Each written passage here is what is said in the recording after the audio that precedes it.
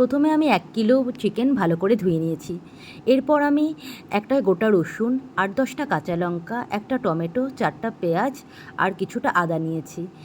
এবার আমি একটা মিক্সার গ্রাইন্ডারের মধ্যে 1 ইঞ্চি আদা, 8-10টা কাঁচা লঙ্কা, একটা রসুন, একটা টমেটো, কিছুটা পেঁয়াজ কুচি, কিছুটা গোলমরিচ অ্যাড করে এগুলোকে পেস্ট করে নিয়েছি। এবার আমি ধুয়ে রাখা চিকেনগুলোর মধ্যে 2 চামচ লবণ, 1 চামচ হলুদের গুঁড়ো অ্যাড করব। আর অ্যাড করব পেস্ট করে রাখা মশলা থেকে কিছুটা মশলা। বাকি মশলা আমি পরে রান্না করার সময় ব্যবহার করব। এখন সুন্দর করে মশলা দিয়ে পুরো চিকেনটাকে ভালো করে মাখিয়ে নিব বেশ কিছুক্ষণ ধরে। এর সাথে 3-4 চামচ সরষের তেল আমি এখানে অ্যাড করব, যাতে করে চিকেনের ভেতরে মশলাটা ভালো করে ঢোকে এবং চিকেনটাও খেতে কিন্তু খুব সুস্বাদু হয়। ম্যারিনেট করে চিকেনটাকে রেখে দেব প্রায় 30 থেকে 40 মিনিট।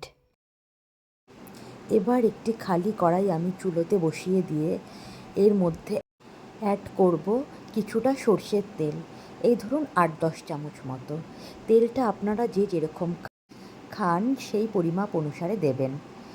এরপর আমি ইউজ করব একটা গোটা দারচিনি, 4টে এলাচ, 2টো লবঙ্গ, 2টো তেজপাতা। তারপর আমি বেশ কিছুক্ষণ ফোড়নটাকে ভেজে নিয়ে যখন দেখব ফোড়নটা লাল হয়ে এসছে, তখন আমি এখানে অ্যাড করব বেশ কিছুটা কুচনো পেঁয়াজ। তারপর আমি পেঁয়াজগুলোকে ভালো করে ফোড়নের সঙ্গে লাল হওয়া পর্যন্ত ভেজে নেব। তারপর সামান্য একটু লবণ আমি পেঁয়াজটার মধ্যে অ্যাড করব, যাতে করে পেঁয়াজটা একটু তাড়াতাড়ি করে নরম হয়ে যায়। আমি যেহেতু চিকেনটা ম্যারিনেট করার সময় বেশ কিছুটা লবণ অ্যাড করেছিলাম, তাই এখানে আমি আর বেশি লবণ অ্যাড করছি না। সামান্য একটু লবণ অ্যাড করেছি, শুধুমাত্র পেঁয়াজটা যেন তাড়াতাড়ি করে নরম হয়ে যায়। পেঁয়াজটা কিন্তু আমি খুব একটা বেশি ডিপ ফ্রাই করব না, জাস্ট হালকা লাল করে ভেজে নিব।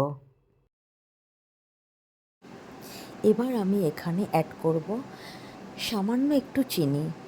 এর ফলে কিন্তু জানেন তরকারির কালারটা ভীষণ সুন্দর আসে, তরকারির টেস্টটাও কিন্তু খুব সুন্দরভাবে ব্যালেন্স করে। এবার আমি অ্যাড করছি 1 চামচ হলুদ।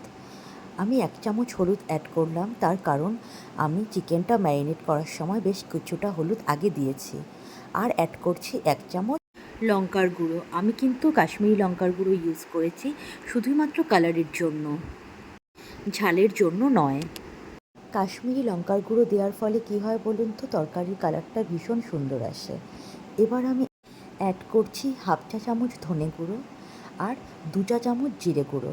যেহেতু আমার চামচটা আপনারা দেখতেই পাচ্ছেন একদম ছোট, যার জন্য আমি ধনে গুঁড়ো 1 চামচ দিলাম আর জিরে গুঁড়ো 2 চামচ দিলাম। বড় চামচে মেপে দিলে আমি 1/2 চামচ ধনে গুঁড়ো, 1 চামচ জিরে গুঁড়ো এখানে ইউজ করতাম। এবার আমি ভালো মতো সমস্ত মশলাগুলোকে বেশ কিছুক্ষণ ধরে আবার কষিয়ে নিব। যখন দেখব মশলা থেকে তেল ছাড়তে শুরু করেছে, তখন আমি এখানে অ্যাড করে দিব ম্যারিনেট করে রাখা চিকেনটা। দিয়ে বেশ কিছুক্ষণ ধরে নাড়িয়ে আমি চিকেনটা ঢেকে দিব 10 মিনিটের জন্য। এই সময় চুলার আগুনটা আমি রাখবো মিডিয়াম টু হাই ফ্লেমে। এই 10 মিনিট সময়টুকুর মধ্যে আমি আলুগুলো কেটে পরিষ্কার করে ধুয়ে নিব। আমি কিন্তু আলুগুলো আগে ভেজে তুলে রাখিনি, একদম কষানো চিকেনটার মধ্যে আমি আলুগুলো দিয়ে সেদ্ধ করে নিব। 10 মিনিট হয়ে গেছে, এখন আমি চিকেনটা খুলে একবার দেখে নিব। চিকেনটা প্রায় কষে এসছে। এবার আমি অ্যাড করব কেটে রাখা আলুগুলো। আলুগুলো অ্যাড করার পর আমি বেশ কিছুক্ষণ চিকেনটাকে ভালো করে নেড়ে আরও কিছুক্ষণ চিকেনটাকে হতে দিব।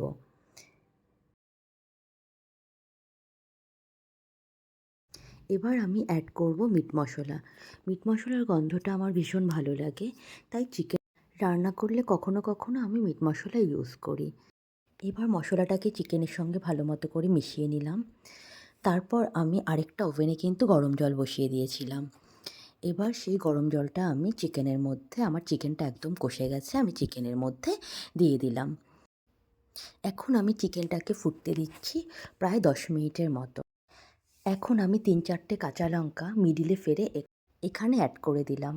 কাঁচা লঙ্কার একটা গন্ধ কিন্তু চিকেনে আমার ভীষণ ভালো লাগে, যার জন্য আমি চিকেন বানানো হয়ে গেলে সবার লাস্টে 3-4টে কাঁচা লঙ্কা ফেলে আমি চিকেনে অ্যাড করে দিই। চিকেন কিন্তু আমার প্রায় হয়েই এসছে। এখন আমি এখানে সবার লাস্টে গরম মসলা অ্যাড করে দিয়েছি। এর সাথে সবার লাস্টে আমি সামান্য একটু ঘি অ্যাড করেছিলাম। চিকেন এখন আমার একদম রেডি, প্রায় হয়েই এসছে।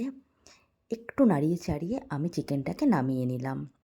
আমার চিকেন কিন্তু ফুল রেডি হয়ে গেছে। যদি আমার চিকেনের রেসিপি আপনাদের ভালো লেগে থাকে, প্লিজ লাইক, কমেন্ট, শেয়ার করে দেবেন।